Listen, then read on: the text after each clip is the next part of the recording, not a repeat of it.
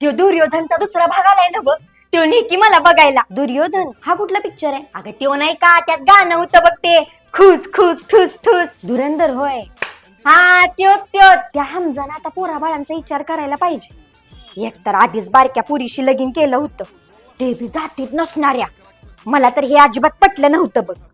पर आता काय करणार, जमानाच त्यो आहे. धुरंधर पिक्चरच्या दुसऱ्या भागात अक्षय खन्ना जिवंत होतो का?